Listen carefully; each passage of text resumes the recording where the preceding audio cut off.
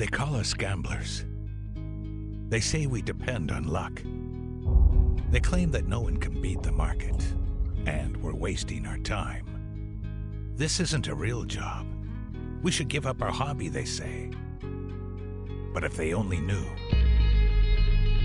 that we are the masters of risk, the essence of entrepreneurial spirit, the liquidity of the economy.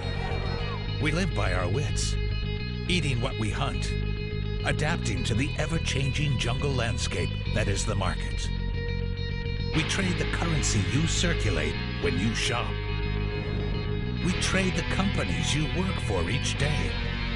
We trade the gold on the watch on your wrist.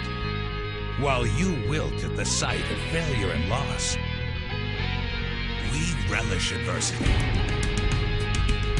We are not afraid to take losses, to talk about our losses, to rebound from our losses. Those are our defining moments. Discipline and self-awareness are our companions. We are what you've always wished you could be.